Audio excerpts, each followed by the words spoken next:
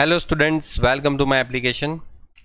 तो चलिए students start करते हैं। वीर नर्मद साउथ गुजरात यूनिवर्सिटी सूरत और फर्स्ट ईयर जो बीकॉम है, जिसका सेमेस्टर नंबर 2 एग्जामिनेशन अप्रैल 2023 का फाइनेंशियल अकाउंटिंग पेपर 2, जिसका 50 मार्क्स का एग्ज़ाम हुआ था यूनिवर्सिटी का, और उसका मार्च अप्रैल में जो भी पेपर हुआ था उस पेपर का सॉल्यूशन करेंगे। तो देखो, सबसे पहले आपको जो फर्स्ट क्वेश्चन पूछा गया था वो कंसाइनमेंट अकाउंट का शॉर्ट क्वेश्चन था, जिसमें आपको यहाँ पर जनरल एंट्री पूछी है। तो देखते हैं क्वेश्चन क्या है कि consignor draw on the consignee a 3 month bill on 1 January 2022। Okay, मतलब कंसाइनर ने कंसाइनी पर एक बिल्स ड्रॉ किया और वो बिल्स जो है वो कंसाइनी एक्सेप्ट करेगा। तो कंसाइनर के लिए फॉर जो बिल्स है ना वो क्या हो जाएगा, बिल्स रिसीवेबल हो जाता है। ठीक है, कंसाइनर जब कंसाइनी को बिल्स देता है और वो बिल्स जो है वो कंसाइनी एक्सेप्ट करता है, और वो बिल्स जो है वो कंसाइनर क्या करेगा, बैंक में जाके डिस्काउंट करवा दिया 12,000 का। मतलब डिस्काउंट करवाते हैं तो डिस्काउंट कैसे होता है, मतलब डिस्काउंट हम काउंट कैसे करते हैं। तो देखो, आपको जो भी बिल्स रिसीवेबल का जो अमाउंट होगा, बिल रिसीवेबल का जो भी अमाउंट होता है उस अमाउंट का 10% डिस्काउंट कटा है। देखो यहाँ पर लिखा है डिस्काउंट रेट है ना, वो पूरे साल का 10% है। तो 10% मतलब कि मैं 10 डिवाइड बाय 100 कर लूँ। ठीक है, और आपको पता है यहाँ पर 3 मंथ का बिल है, तो इंटू 3 डिवाइड बाय 12, इस तरीके से हम डिस्काउंट फाइंड करते हैं। अब यहाँ पर आपको डिस्काउंट दे ही रखा है, देखो तो 12,000 का अगर डिस्काउंट दे रखा है तो 12,000 इंटू 100, क्यों, वो 100 जो सामने डिवाइड में है और 12 जो सामने डिवाइड में है वो सामने लेके जाए, और जो मल्टीपल में है उसको मैं नीचे लेके जाऊं डिवाइड में, तो मुझे बिल रिसीवेबल का अमाउंट मिल जाता है। ठीक है, मुझे बिल रिसीवेबल का अमाउंट मिल जाता है। चलिए तो करते हैं 12,000 into 100 into 12 divide by 10 divide by 3। ठीक है, सब कुछ मिला के आपका जो आंसर आएगा 4,80,000 आ रहा है, बिल रिसीवेबल का जो अमाउंट है। ठीक है, मतलब इतने का बिल जो है ना वो कंसाइनर ने कंसाइनी को दिया होगा और कंसाइनी ने एक्सेप्ट करके वापस किया होगा, तो कंसाइनर के लिए क्या हो जाता है, बिल्स रिसीवेबल। ओके, अब यहां पर एंट्री क्या होती है, तो आपको पता है बिल रिसीवेबल की एंट्री जो होती है वो कहां पर होती है, 1/1/2022, क्योंकि इस तारीख को बिल लिख के दिया, एक्सेप्ट हुआ, वापस मिला। तो नॉर्मली ये बिल रिसीवेबल की अमाउंट जो है ना वो आपने कंसाइनी अकाउंट्स के क्रेडिट साइड किया होगा। तो इसके लिए एंट्री क्या होती है, बिल रिसीवेबल अकाउंट क्या हो जाता है, डेबिट टू कंसाइनी अकाउंट क्या आ जाता है, क्रेडिट 4,80,000। ओके, उसके बाद ये बिल्स जो है उसी दिन बैंक में क्या करवा दिया, डिस्काउंट करवा दिया। तो बैंक में डिस्काउंट करवा दिया तो यहां पर एंट्री क्या होगी, देखो पैसा मिला होगा कंसाइनर को, और वो पैसे में क्या कटा होगा, डिस्काउंट। ओके, डिस्काउंट कटा होगा, और डिस्काउंट कटा और बिल रिसीवेबल आपने वापस कर दिया होगा। तो बिल रिसीवेबल जो है वो बैंक वालों को हमने दे दिया, तो बिल रिसीवेबल क्या हो गया, बैंक वालों को दिया, मतलब bill what comes in debit what goes out credit. तो यहाँ पर बिल रिसीवेबल अपना चला गया, हमने बैंक वाले को दे दिया। बैंक वाले ने उसमें 12,000 का डिस्काउंट जो आपको क्वेश्चन में दे ही रखा है वो काट के आपको पैसा वापस कर दिया होगा। मतलब बैंक वाले ने 4,68,000 इनको वापस किया, और हम यहाँ पर जो 1/1/2022 को ये जो एंट्री है 12,000 का डिस्काउंट, उसको कंसाइनमेंट अकाउंट में ले जाएंगे। तो कंसाइनमेंट अकाउंट डेबिट कितना, 12,000। ओके, या तो फिर आप ऐसा भी कर सकते हो, ये जो डिस्काउंट है ना वो सीधा कंसाइनमेंट अकाउंट में लिख दो, या तो फिर यहां पर ऐसे भी कर सकते हो, टू डिस्काउंट अकाउंट कितना आ जाएगा, 12,000। कंप्लीट। इस तरीके से आप जनरल एंट्री डन कर सकते हो। ओके, डायरेक्टली आप डिस्काउंट की जगह भी कंसाइनमेंट अकाउंट लिख सकते हो, लेकिन ये थोड़ा अच्छा रहेगा कि आप हर एक अकाउंट को इम्पोर्टेंस दे रहे हो। Okay, complete. देखो ये हो गया। उसके बाद अगर हम आगे बढ़ते हैं तो नेक्स्ट क्वेश्चन है, एकता जो है, एकता परचेस करती है वन मशीन, ठीक है, हायर परचेस बेसिस पे, और उसके इस तारीख को परचेस है और अमाउंट जो है वो कुछ इस तारीख को इस तरीके से पे कर रहे हैं। आपको कैश प्राइस फाइंड करना है मशीन का, और आपको फाइंड करना amount of interest in each instalment.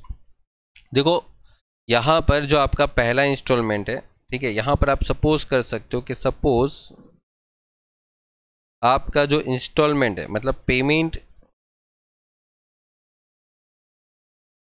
For cash price जो है ना, वो कितनी समझेंगे, एक्स समझेंगे, और इंटरेस्ट जो है ना, इंटरेस्ट वाई। तो यहां पर जो फर्स्ट इंस्टॉलमेंट है ना 33,000, उसका मतलब क्या हो जाएगा कि x प्लस 3y। दूसरा इंस्टॉलमेंट है ना, उसका मतलब क्या हो जाएगा, देखो जब भी आपको क्वेश्चन के अंदर इंटरेस्ट का अमाउंट नहीं देते, सिर्फ आपको इंस्टॉलमेंट दे देते, तो आप इस तरीके से क्वेश्चन को सॉल्व करोगे। ओके, और लास्ट वाला इंस्टॉलमेंट क्या है, ये रहा लास्ट वाला इंस्टॉलमेंट।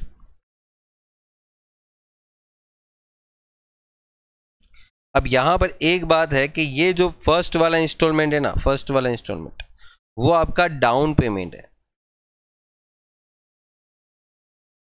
तो इसमें इंटरेस्ट नहीं होता। कैसे पता चला मेरे को डाउन पेमेंट है, देखो आपने मशीन कौन सी तारीख को बाय किया था, मशीन पहली तारीख को बाय किया था, और आपने इंस्टॉलमेंट भी उसी तारीख को दिया है, तो ये एक तरीके से डाउन पेमेंट हो गया। फर्स्ट इंस्टॉलमेंट आप उसी तारीख को दे रहे हो जिस तारीख को आपने बाय किया था मशीन, मशीन जब लिया था तभी आपने किया था। तो यहाँ पर अभी ये हो गया कि x plus 2y equal to 39600 और x plus y equal to 36300, और इन दोनों को अगर मैं सॉल्व करवाता हूँ तो ये आपका क्या हो जाएगा, देखो माइनस करने पे आपको मिल जाएगा यहाँ पर सिर्फ y। तो 39600 माइनस 36300, तो आपको मिला y का आंसर 3300, ठीक है। और आपको क्या चाहिए था, हर इंस्टॉलमेंट के अंदर आपका इंटरेस्ट कितना रखता है वो आपको निकालना था, ठीक है। तो मैं यहाँ पर एक काम करता हूँ, ये जो मेरी y की वैल्यू आई ना, उस y की वैल्यू को मैं किसी भी फॉर्मूला में रख सकता हूँ, जैसे 36,300 equal to x plus y. तो यहाँ पर 36,300 और x y की वैल्यू आपकी कितनी आई 3300, तो 36,300 माइनस 3300 तो इक्वल टू x। तो इसमें से आपका आंसर कितना आ रहा है, बोला 33,000, ठीक है। तो आप यहां पर एक कैलकुलेशन करोगे, जैसे कि यहां पर ओपनिंग बैलेंस, ओके, फिर आप क्या करोगे, इंस्टॉलमेंट,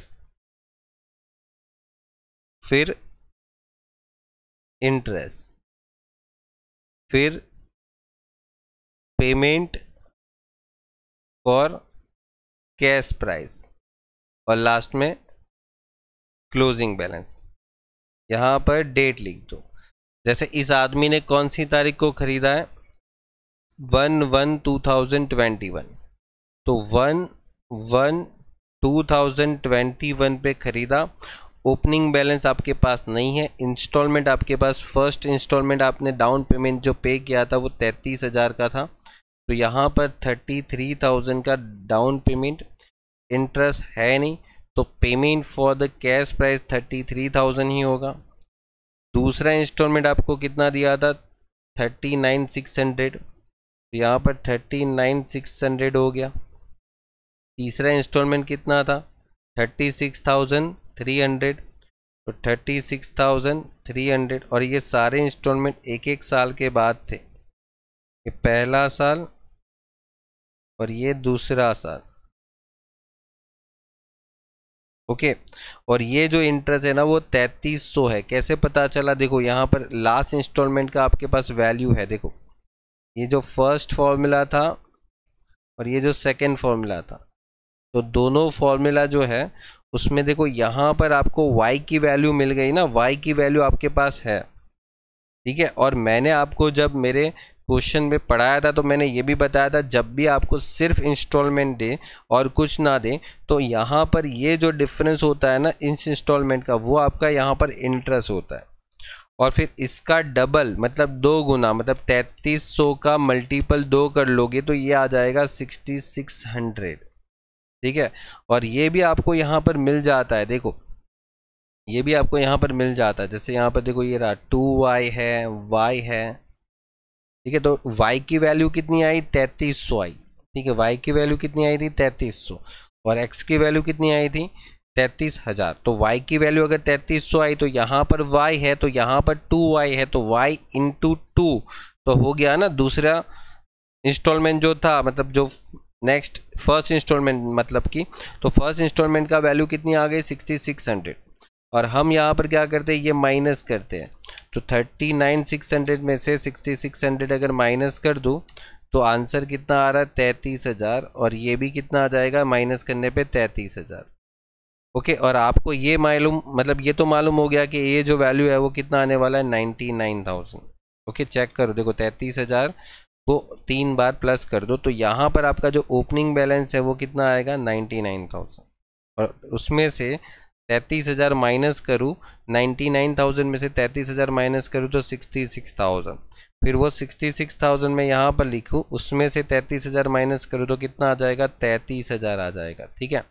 और 33000 अगर मैं यहाँ पर लिखता हूँ तो उसमें से 33000 माइनस करूँ तो क्या हो जाएगा? नील। और इन्होंने जो बोला था वो हमने निकाल लिया। कैश प्राइस ऑफ मशीन और amount of interest in each instalment. तो देखो आपकी कैश प्राइस कितनी आ जाएगी? कैश प्राइस कितनी आ जाएगी? बोले सर 99000 इज कैश प्राइस। और इंटरेस्ट अमाउंट, ओके। तो देखो फर्स्ट इंस्टॉलमेंट का इंटरेस्ट अमाउंट क्या था? 6600, 6600 और दूसरे का 3300। तो ये आपका पहला क्वेश्चन जो पूछा था और ये आपका दूसरा क्वेश्चन जो पूछा था। खत्म, ये कंप्लीट हो गया। आगे बढ़ते हैं। ओके तो देखो इस तरीके से क्वेश्चन करना है। अच्छा यहाँ पर एक जगह पर 21 नहीं आएगा, 22 आ जाएगा। ओके चलिए आगे बढ़ते हैं। अब ये देखो यहाँ पर क्या बोला गया? टोटल अमाउंट पेएबल, मतलब जो आप अमाउंट पे करते हो पेएबल होती है, उसमें लेस कर दो cash price is equal to, मतलब समझो आपकी टोटल अमाउंट है जो आप पे मतलब पेएबल है, उसमें से अगर कैश प्राइस अगर लेस कर देते हो तो आपको क्या मिलता है? इंटरेस्ट अमाउंट मिलता है। ओके इंटरेस्ट का अमाउंट मिलता है। जैसे मैं अगर आपको ऊपर वाले क्वेश्चन में ही बताऊं कि आपकी ये जो टोटल इंस्टॉलमेंट है ना वो कितनी है, सोचो ये टोटल इंस्टॉलमेंट टोटल करो। देखो 33000, 39600, 36300, तो ये टोटल आ रहा है 108900। और ये आपकी कैश प्राइस थी, तो ये आपकी टोटल पेएबल अमाउंट है। तो यहाँ पर 1 लाख के आसपास जो आपकी अमाउंट आई 1,89,900, अगर उसमें से आप 99,000 अगर माइनस कर देते हो तो आपको ये जो वैल्यू मिलेगी वो ये इंटरेस्ट की वैल्यू मिलती है। तो कहने का यहाँ पर पर्पज़ यही था कि अगर आप अमाउंट पेएबल में से माइनस कर देते हो कैश प्राइस को तो आप क्या ले सकते हो, मतलब क्या आएगा आंसर? बोले कि इंटरेस्ट। और यहाँ पर difference between the invoice price and cost price transfer to, देखो यहाँ पर है ना थोड़ा क्लियर नहीं है कि ये किसके बारे में पूछा है। पॉसिबल हो सकता है गुड्स सेंड टू कंसाइनमेंट भी हो सकता है, और ये भी हो सकता है कि आपको क्लोजिंग स्टॉक के बारे में पूछा। तो यहाँ पर क्लियर नहीं है कि the difference between invoice price and cost price transfer to, अगर आपका कॉस्ट प्राइस और मतलब कॉस्ट प्राइस और इनवॉइस प्राइस के बीच में जो डिफरेंस होता है वो ट्रांसफर कौन से अकाउंट में करते हैं? ट्रांसफर टू, ठीक है। तो अगर ये गुड्स सेंट ऑन कंसाइनमेंट है, ठीक है, तो फिर आपको उसका जो डिफरेंस है वो कंसाइनमेंट अकाउंट में क्रेडिट साइड करना है, ठीक है। और वो कौन से अकाउंट में ट्रांसफ़र होता है, तो goods Saint on consignment account में ट्रांसफ़र होता है। लेकिन क्या होना चाहिए, गुड्स सेंट टू मतलब गुड्स सेंट ऑन कंसाइनमेंट अगर होता है तो उसका difference goods Saint on consignment account में ट्रांसफ़र होता है, ठीक है, उसका जो डिफरेंस है वो। लेकिन अगर ये क्लोजिंग स्टॉक का हुआ तो कंसाइनमेंट स्टॉक रिजर्व अकाउंट में जाता है, ठीक है। मतलब इस क्वेश्चन में ना यूनिवर्सिटी ने थोड़ा सा क्लियर नहीं किया, क्योंकि अगर आप कुछ बुक्स वगैरह देखते हो तो उसमें दो टॉपिक दोनों मिल जाएंगे, ठीक है। तो यहां पर हम लिख सकते हैं कि कंसाइनमेंट स्टॉक रिजर्व अकाउंट, ठीक है। मैं यहां पर क्लोजिंग स्टॉक के पॉइंट ऑफ व्यू से लिख देता हूं, ठीक है, क्योंकि नॉर्मली क्लोजिंग स्टॉक का ही ज़्यादा पूछा जाता है कि क्लोजिंग स्टॉक में जब आपका इनवॉइस प्राइस और कॉस्ट प्राइस का डिफरेंस होता है तो वो डिफरेंस कौन से अकाउंट में हम ट्रांसफ़र करते हैं, तो कंसाइनमेंट स्टॉक रिजर्व अकाउंट में ट्रांसफ़र करते हैं, ठीक है। तो ये हो गया आपका कंप्लीट। उसके बाद यहाँ पर अक्षता और Arpita enter into the joint venture business, और बिजनेस का उनका जो परचेस है वो है 5,67,600। मतलब देखो इन लोगों ने मिलके एक गुड्स परचेस किया, मतलब इन लोगों ने मिलके जो परचेस किया है वो 5,67,600 है। और यहाँ पर जो अक्षता है उसने कुछ इतने रुपीस का सेल्स किया है, मतलब यहाँ पर लिखेंगे सेल्स बाय, ओके, 320,298। और दूसरा सेल्स देखो अर्पिता ने कितना किया, अर्पिता ने 197,670 ये सेल्स किया दोनों ने मिलके। तो ये अगर आप टोटल करते हो तो 517968। और अभी यहाँ पर 9% जो है ना वो उन्होंने अर्न किया है ऑन सेल्स, ये भी बहुत इंपॉर्टेंट है, ऑन सेल्स। मतलब कहने का मतलब ये हो गया कि ये जो आपका टोटल सेल्स है, ठीक है, वो एक 9% प्रॉफिट के साथ बेचा गया है। मतलब समझो अगर आपका जो सेल्स प्राइस होगा, समझो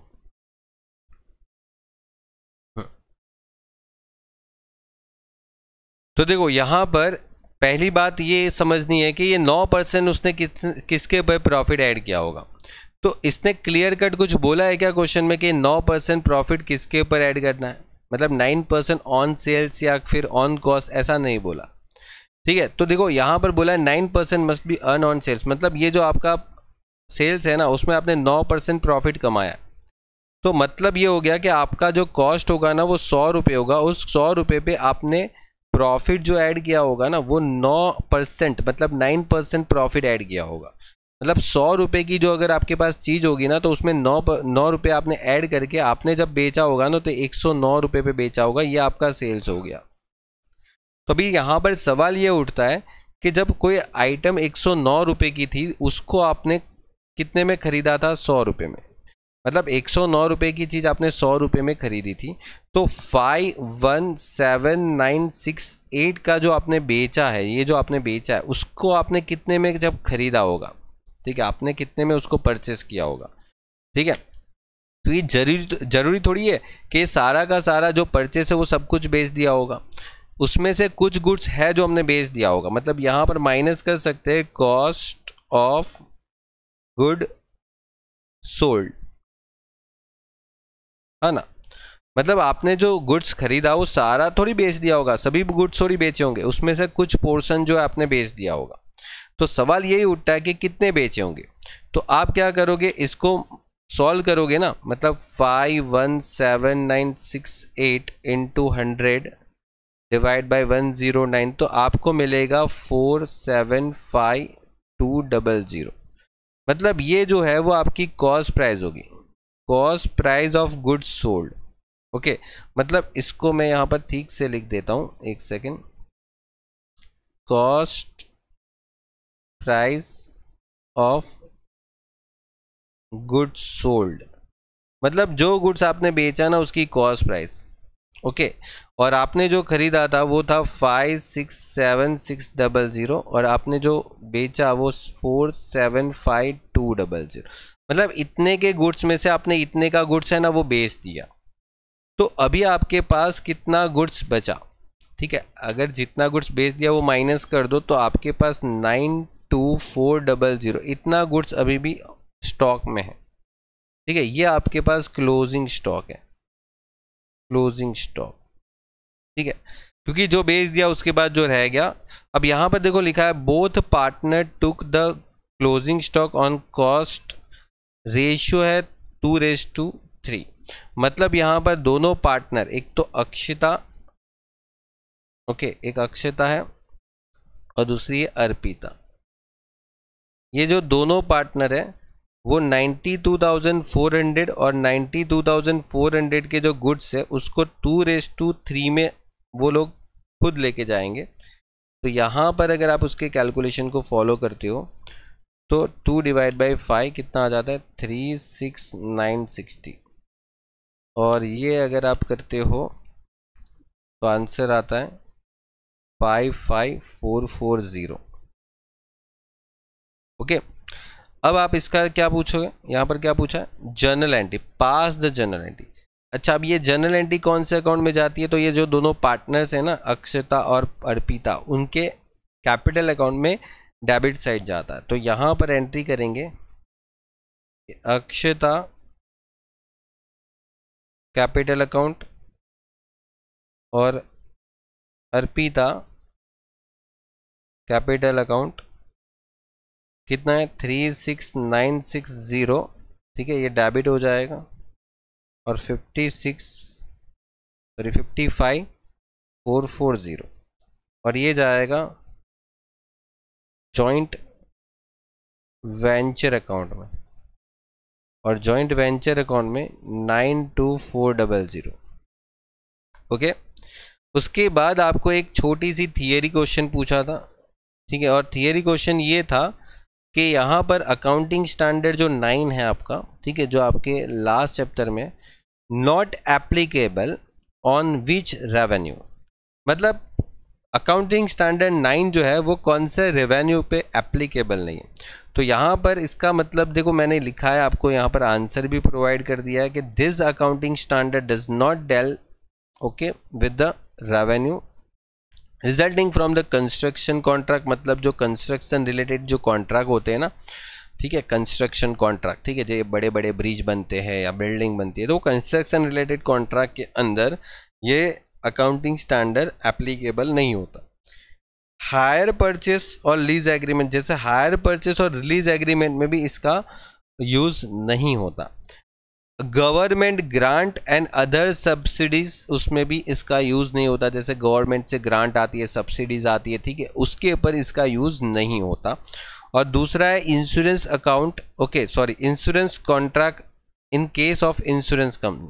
ओके, तो ये 4 पॉइंट ऐसे हैं जहां पर अकाउंटिंग स्टैंडर्ड 9 जो है उसका एप्लीकेबल नहीं होता। ठीक है, रेवेन्यू में, ठीक है, रेवेन्यू कॉन्सेप्ट जो है उसका वो एप्लीकेबल नहीं होता रेवेन्यू। ओके, चलिए तो ये कंप्लीट करिए, मिलते हैं नेक्स्ट लेक्चर में नए क्वेश्चन के लिए। तब तक के लिए good bye and take care.